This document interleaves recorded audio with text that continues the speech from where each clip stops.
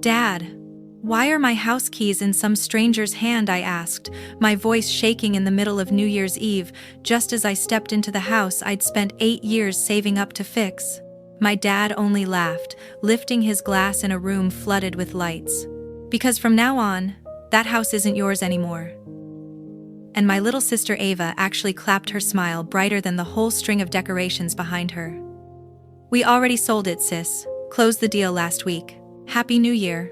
The whole room, relatives, my dad's drinking buddies, and Ava's influencer friends, all turned to look at me like I was the punchline they'd been waiting for all night. They had no idea. I had just come back from waves taller than a 5-story building after 6 months rescuing people in violent offshore storms. And the very first thing I was greeted with wasn't a hug, but the news that my own family had sold everything that belonged to me. Hi everyone. Today I want to tell you a story I never imagined would happen in my life. A story that starts with a homecoming, one that should have been warm and comforting but instead became the biggest shock of all the years I spent saving lives at sea. If you've ever believed that family is always the safest place, maybe after hearing this, you'll rethink that belief. My name is Harper Lane. I had just finished half a year battling waves over 50 feet high off the Whitecrest coast during rescue missions. On New Year's Eve, I stepped off the last late-night bus at 11:07 p.m. The final shuttle still running, then rode another 40 minutes through the darkness back to Riverbend, the small town where I was born. The porch light was still on. The front door hung slightly open, as if someone had walked in and forgotten to close it. From inside came lively music, voices overlapping, and the warm glow of golden lights spilling into the bitter cold outside. In the middle of the living room, beneath sparkling New Year decorations, my dad and my youngest sister stood with glasses of champagne, raised their faces glowing as if they had been waiting for this moment for a very long time. Dad spoke first, his voice loud enough to drown out the speakers. "Welcome home." "But you don't have a home to come back to anymore." I froze. Ava, my sister, clinked her glass, her eyes shining with smug delight. "We sold it, sis. Sold it last week. Happy New Year." The room fell silent. Relatives, my dad's drinking buddies, and Ava's influencer friends all turned to stare at me as if I were the grand finale they had been waiting to watch all night long. I dropped my duffel bag onto the floor with a heavy thud that made the whole room flinch. Brushing off the snow clinging to my shoulders, I lifted my head, letting a slow smile pull at the corner of my mouth, the kind of smile that could make anyone's spine go cold. "That house you two were so excited to sell," I said, my voice calm but razor sharp. "You might want to double-check whose name is still on the deed." I didn't need to say another word.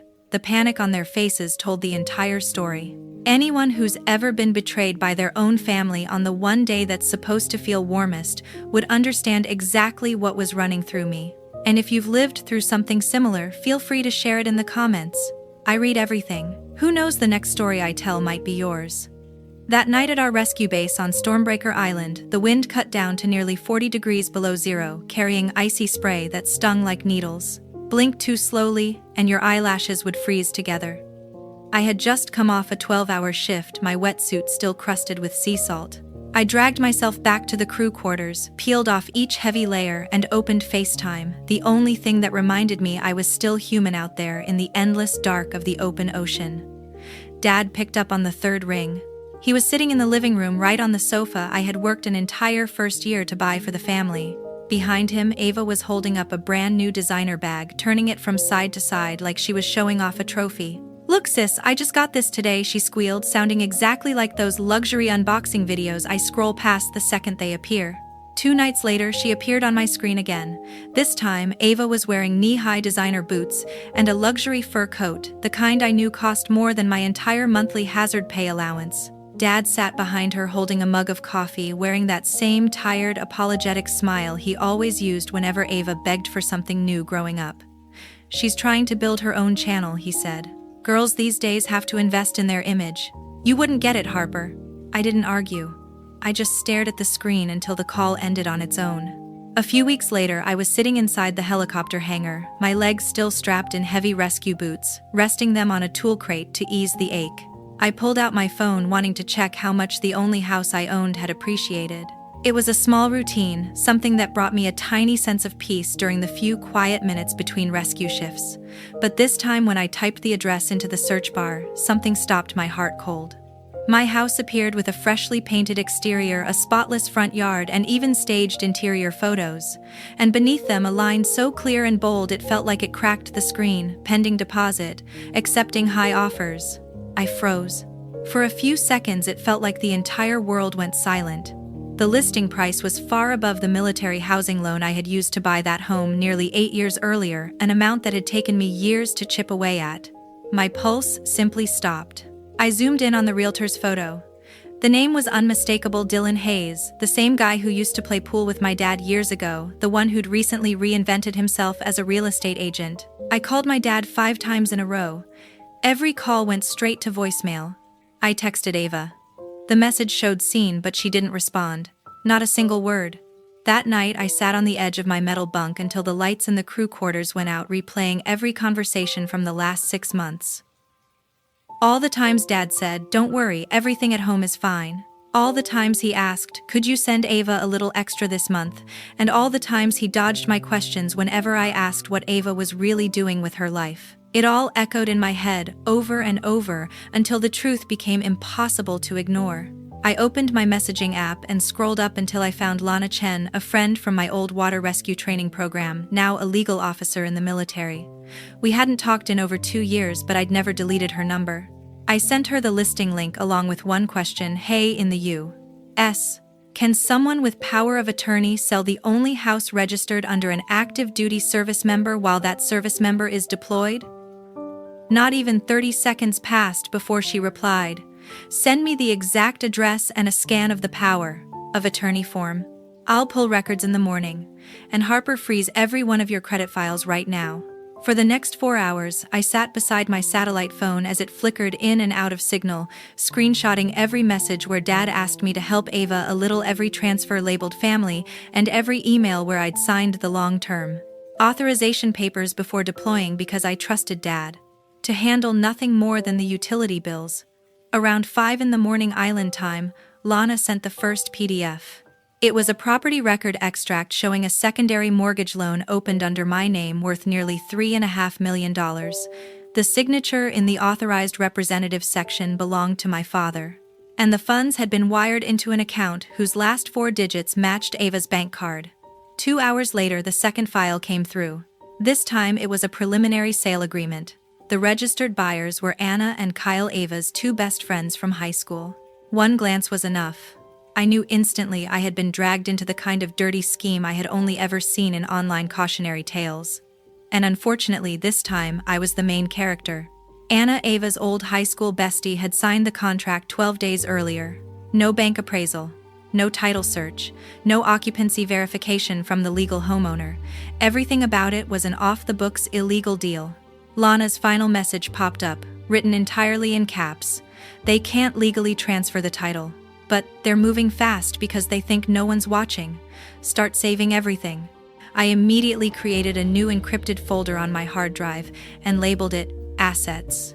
I dumped in every file, every screenshot, every bank alert, protected it with a password only I knew. Then I sat down on the cold concrete floor of the crew quarters, staring at the metal wall in front of me, feeling the last thread tying me to that house. Snap. I was done being patient. While I stood watch on the deck of the rescue ship, the wind howling so violently that maintenance crews had to chain down every helicopter, Lana kept sending document after document. Each file hit me like a punch to the chest. The first page was a bank statement, a withdrawal record from the secondary mortgage taken out under my name, showing 3 transfers into Ava's account within 4 days. The second page was an email from Dylan Hayes to my father, dated exactly 1 week after the loan had been activated. "Title is clear for a fast cash sale. We can close in 12 days. No bank needed. No problem." The third page, the sales contract. Signed, not by the legal homeowner, but by my father acting as me. Sale price nearly $500,000. Deposit more than $100,000 marked clearly as non-refundable. Buyers Anna and Kyle, Ava's old cheer squad friends, the same couple whose wedding she attended last summer. In the PDF, Lana had attached a note: "No bank would ever approve this, no title insurance company would touch a file with an active mortgage, and no occupancy verification. But they're betting on you being stuck out at sea, so they're pushing their luck." I gathered every document, and sent them to my commander along with an urgent leave request. The family hardship paperwork was approved in 6 hours. I booked the last seat available on the final transport off Stormbreaker Island, catching a red-eye that connected through Reagan National Airport, waiting 4 hours in the military lounge before flying on to Los Angeles, then taking another connection to Seattle. From the moment I left the island to the moment my boots hit the floor of Reagan Airport, it had been 21 hours. I hadn't slept for even 90 minutes. The entire way there, I stared at the contract on my tablet, reading it again and again until every word felt burned into my mind. At the rental counter, there was only one vehicle left, a silver pickup with studded tires. I tossed my duffel into the truck bed, punched Riverbend into the GPS, and drove straight into a storm of thick, blinding snow, my heart pounding like a stone with every mile. Halfway across New Year's Pass, the sky opened up. Sheets of rain slammed sideways against the windshield, and gusts of wind hit hard enough to rock the truck. The warning sign for icy roads, reduce speed, flashed red over and over, but there wasn't a single plow truck in sight. I gripped the steering wheel tighter, fingers going numb from the cold eyes locked on each reflector post along the roadside. Every mile that slipped under my tires felt like I was closing in on the disaster I feared most. When the slope leveled out, Lake Blackwater appeared to my right, its dark surface reflecting the New Year lights of the houses along the shore. Beautiful, but eerie. A picture-perfect omen of something terribly wrong. I turned onto Northwest Boulevard in Riverbend, then onto the quiet street where my house stood. And I swear not even the nights I'd dangled above raging ocean waves had ever clenched my stomach as tightly as this moment did. The whole neighborhood was glowing in New Year's cheer, every house strung with LED lights, door banners, music blasting so loud it spilled right onto the street. But my house was different. It was lit up like a brand new furniture showroom. Every light upstairs and downstairs was on. Both garage doors were covered in red and gold wreaths. Twinkling lights wrapped the railings from end to end. Shadows moved back and forth behind the curtains. And the music thumped so hard I could hear it clearly even from inside my truck. I parked 2 houses down, killed the engine, and sat in the sudden silence watching steam rise from the hood into the cold, rainy New Year's night. The dashboard clock read 11:11 p.m. The bass from my house kept pounding strong enough to rattle my truck windows. I pulled on my jacket, grabbed the folder of documents I'd prepared over the entire journey from Stormbreaker Island, and pushed open the door. Rain soaked my ankles, mud splashing onto my boots, but I walked straight toward the porch without slowing. Of course, no one came to open the door. They were too busy celebrating New Year's inside the very house I had drained myself to buy. I walked up the brick path, the same one I had cleaned and repaired with my own hands for 8 years.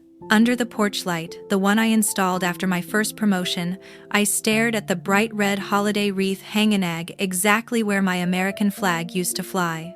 I reached out, grabbed the doorknob, twisted it, and shoved it open. Using my shoulder, I pushed hard and stepped straight into the middle of their party.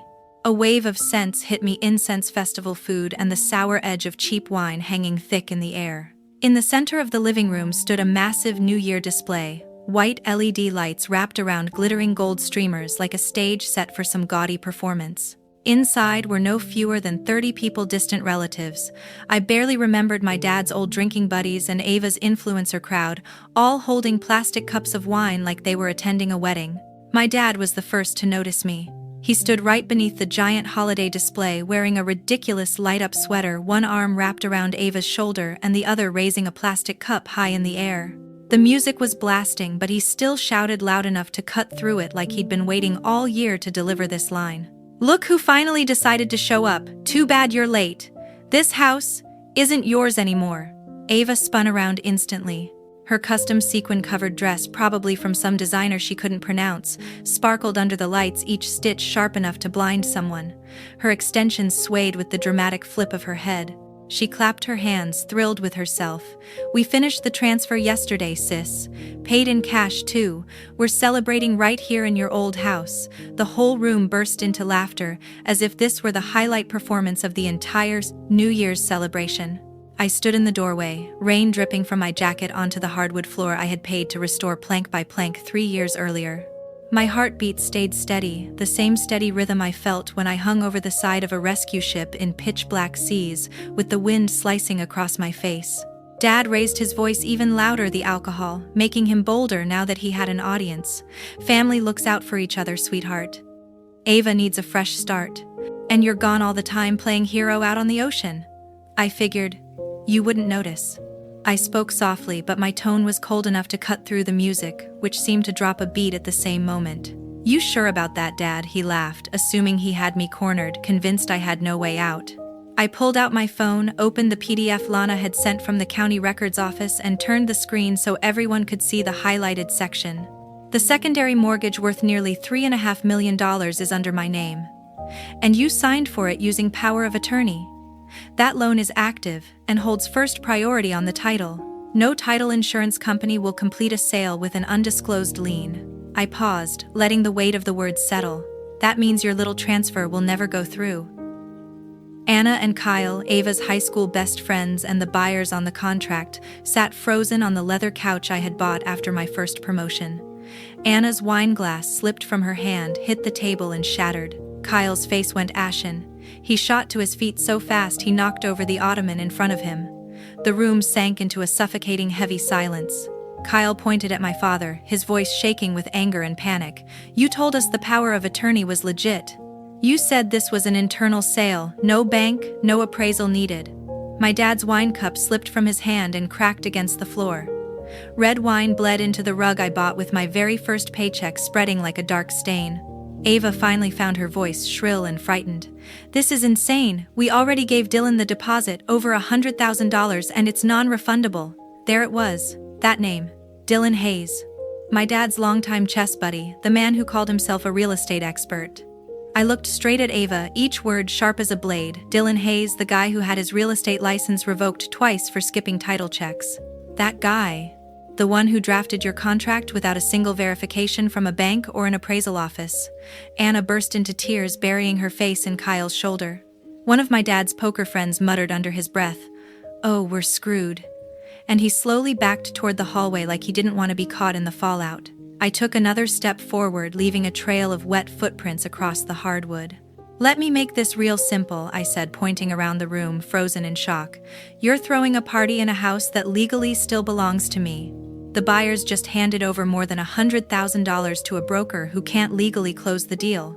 And the bank holding the secondary mortgage under my name is about to discover that someone tried to secretly sell the property they're using as collateral. My dad opened his mouth, but no sound came out. I looked at Ava one last time, my eyes so cold she actually stepped back.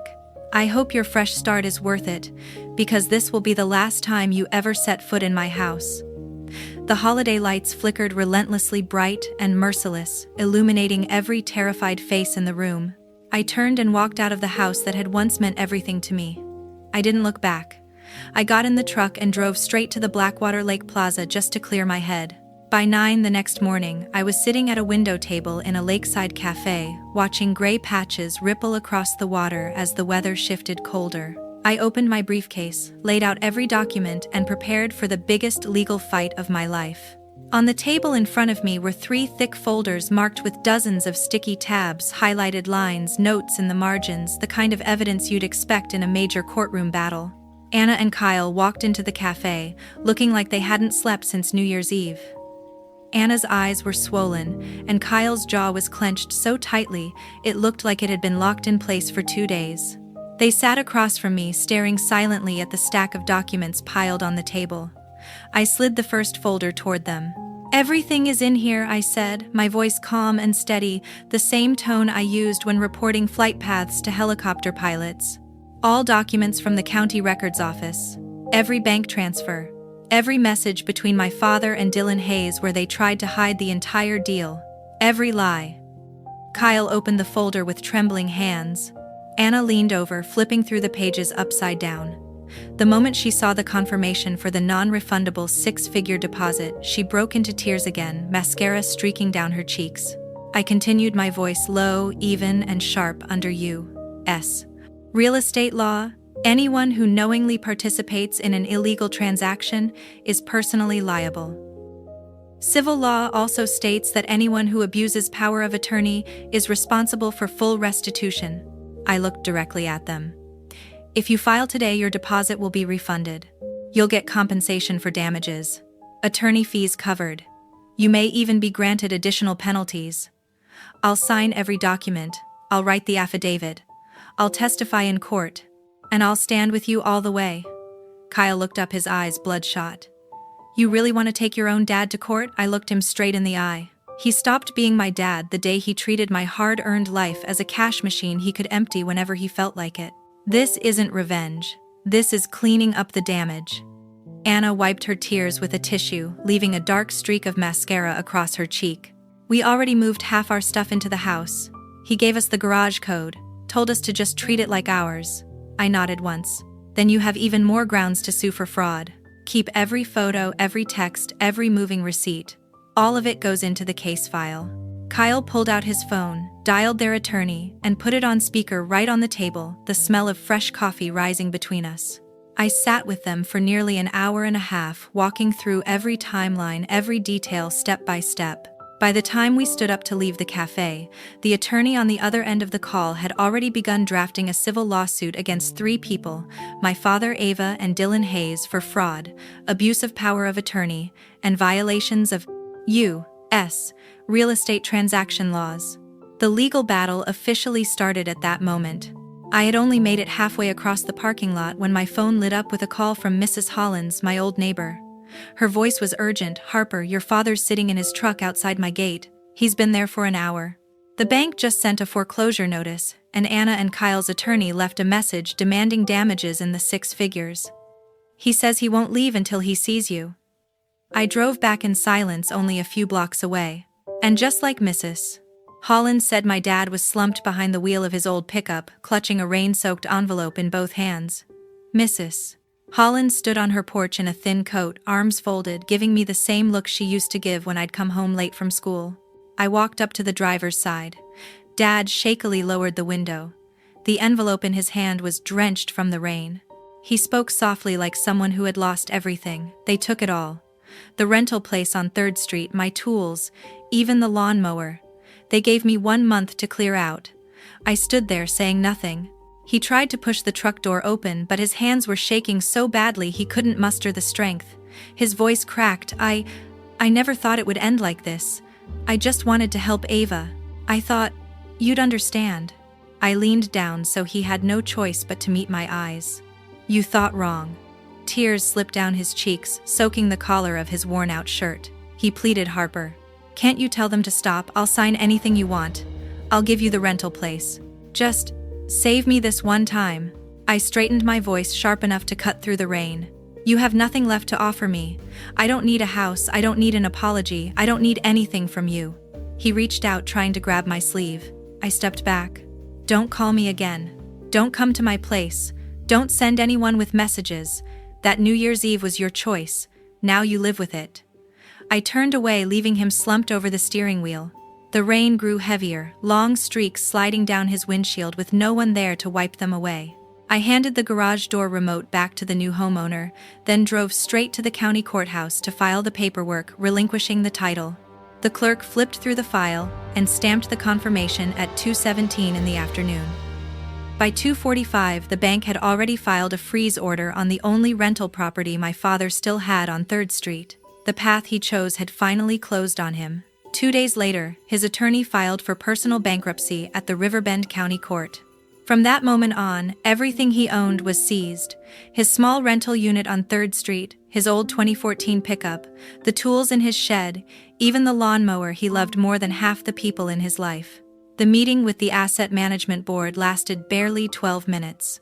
When he walked out of the courthouse, all he had left was a plastic bag with a few changes of clothes and the order clearing him of all debts except for his minimal retirement stipend and that beat-up truck the board decided wasn't worth taking.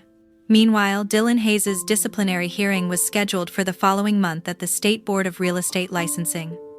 I took 2 days off and drove 5 hours to sit quietly in the back row of the hearing room. The committee's attorney read every violation one by one: failure to run a title check, no bank appraisal, deliberate concealment of an active secondary mortgage, and no occupancy verification from the legal homeowner. Dylan tried to defend himself, claiming he was just the middleman, but his excuses didn't last 4 minutes. The board revoked his real estate license on the spot immediately and without the possibility of appeal. He shuffled out through the side exit under the glare of news cameras, while I simply walked back to my car and drove home without even the faintest smile. Vi's downfall came slowly then, all at once and brutally. It started with the international credit card debts piling up at the courthouse, first the equivalent of nearly $50,000, then $20,000, then just over $3,000, and finally, the $6,000 private tuition loan she had been hiding. Each judgment carried a post-hearing interest rate of 23% plus attorney fees. The moment a wage garnishment order hit her employer, all her part-time sponsorships were canceled without hesitation. Someone took screenshots of every public court filing and posted them in a local Expose Your Influencer community group. Within a week, Vi had lost half her followers. She began selling her belongings piece by piece, her ring lights, backdrop stands, camera mounts, even the fake plants. All of it listed online for prices so low they might as well have been giveaways. I received the house keys back on a gray Thursday morning in March. The house was silent. The power had been cut, the water heater shut down, and the pipes drained in case of a cold snap. I pushed the door open and let the quiet swallow me. In the corner of the living room stood the only surviving remnant of that disastrous party, the New Year's display. Strips of tinsel lay scattered on the floor, broken LED lights dangled from the frame, and the colored paper hung, wrinkled and torn, as if someone had ripped it down during a rage-filled moment. I walked upstairs. Only my mother's glass cabinet remained untouched. Inside sat her small wooden ring box, the wedding band she left behind, the photo of the three of us taken the day I earned my promotion, and the badge she used to pin to her blouse on ceremonial days. I opened the cabinet, lifted each item carefully, and placed them into a soft-lined pouch before closing the door again. Everything else I left exactly where it was. That Friday morning I met Teresa, a real estate agent Mrs. Hollins had recommended from the county title office. I signed a 6-month exclusive listing contract with her 3% commission and priced the house just a few $1,000s below the nearest comparable property to guarantee strong interest. The listing hadn't even been up long enough to install the lockbox before offers started rolling in. 7 buyers went over asking price and wanted to close in cash. I chose the cleanest offer, 30-day payment, no appraisal, no contingencies. Closing day was clear and bright. The buyers were a young Navy couple who had just transferred from the southern coast. They walked through the house one last time while I stood on the front lawn beside 3 cardboard boxes, my uniforms, my mom's belongings, and a glass display case holding my service medals. The husband asked if I wanted to keep the flagpole in the yard. I told him it was theirs now. He thanked me for my years of service. I just nodded, handed them the entire set of keys already clipped onto a new ring, and signed the final papers. No moving truck showed up. I'd hired an estate liquidation service to sell everything left in the house. The sofa I bought after my first deployment, the dining table I refinished by hand, every glass, every pillow. They tagged and staged it all for the weekend sale and sent me a check for $12,000 after fees. I endorsed it straight to the Coast Guard Relief Fund that same day. I set the 3 boxes in the back seat of my new pickup, shut the door, and pulled away from the curb. The house grew smaller and smaller in the rearview mirror until the bend along Blackwater Lake swallowed it completely. I didn't feel sad. I just felt lighter. That same week I signed a lease for a small 3rd-floor apartment in an old brick building. 1-bedroom, exposed walls, and east-facing window overlooking the water sunrise poured in every morning. No garage, no yard, no memories clinging to the structure. Just me and the stillness of the lake. The court issued a civil protective order after my father drove to my building twice within 7 days, and Ava created 3 new phone numbers to send long voice messages accusing me of owing them. The order was clear: a 500-meter no-contact radius for 2 years violation subject to criminal charges. I framed the certified copy in black and hung it above my desk like a diploma I had truly worked for. In June, Lana came to town for a 3-day maritime security conference at a lakeside resort. She dropped her overnight bag right in the middle of my living room and immediately claimed the longest couch. That evening we sat on the narrow balcony, feet propped on the railing, watching the last seaplanes of the day glide across the mirror-still lake before disappearing toward the mountains. Later that night she returned from the lobby holding a certified mail envelope between 2 fingers as if it might explode. The security guard had signed for it. Printed in the corner, Creston County Detention Center, The handwriting my father's was thinner, shakier, ink bleeding in several spots, as if his hand trembled the entire time he wrote it. I took the envelope to the kitchen, set it on the cold stone counter, then lit the fireplace even though the apartment was already warm. Using the survival knife I carried on field assignments, I slit the envelope open. Inside were 5 sheets of jailhouse stationery, blue-lined the pencil pressed so hard it tore the paper. The first line read, "I know you don't want anything from me anymore. I don't blame you. I'm facing an 18-month sentence for fraud. They seized the house, the tools, even your mother's porcelain cabinet." I made it to the 10th line before I stopped. The words felt tight in my throat, but my hands stayed steady as I folded the entire stack of pages in half. Then I walked to the fireplace and dropped them into the flames. The paper caught instantly, curling at the edges, turning black, then crumbling into thin ash that drifted upward through the chimney as if it had never existed at all. The next morning, I walked into a telecom store on Henderson Avenue, stood at the counter, and watched the clerk press the button that permanently canceled my old hometown number, the number my relatives had used for years as a leash. New SIM, new carrier, new area code. 757, far enough down the coast that no one could guess where I'd gone. I deleted every shared photo album, erased every family group chat, removed every tagged picture from high school. I blocked every number I still remembered, including the jail's desk phone, the one my father had used to call me. In the agency's personnel system, I changed my emergency contact to Major Lena Tran, United States Coast Guard Command. While I was at it, I updated the beneficiary on my line of duty death insurance as well. When the screen flashed a green confirmation, "Update successful," I stood in the middle of my apartment, closed my eyes, and listened. No more buzzing phone. No more demanding messages, no more guilt, no more begging, no invisible cord pulling me back to people who only ever took and never gave anything in return. For the first time in years, I felt truly free. That evening, Hannah rolled in from the bus terminal, grabbed a rideshare, and showed up at my door with a duffel bag and 2 bottles of whiskey. The next morning, Nate, Kira, and Doc dragged themselves in after an all-night drive from Hawthorne Air Station, still in their duty uniforms, because their shift had ended at 4 a.m. 5 people, 1 tiny couch the size of a dorm bed, 2 air mattresses, and a kitchen smaller than a closet. Perfect. We cooked like we used to on rescue ships. Nate grilled outside on the balcony, even with the wind chill dropping to 8 degrees below zero, flipping cuts of meat so thick they'd make a Texas pitmaster jealous. Kira took over my kitchen and turned leftover rice kimchi and a few slices of canned meat into something warm and fragrant, the kind of food that makes everyone feel like they've gone home again. Doc made hot cocoa and dumped in so much peppermint whiskey that we had to throw the windows open to cool the place down. We ate on our feet plates resting on the counter, wet boots dripping onto the tile. We took turns telling stories, the times we'd pulled survivors out of waves as tall as 5-story buildings, and the ones who almost didn't make it. No one mentioned the year before. No one had to. When the dishes were washed and the fire burned bright in the hearth, I pulled a small flat piece of titanium from my jacket pocket, cut from the tail section of a rescue helicopter that had taken a lightning strike during a mission off Storm Point. A scorched, ice-cold scrap of metal, but proof of everything we had survived and come home from. And that night, in that tiny apartment tucked against the lake, for the first time in years, I felt like I was finally living for myself.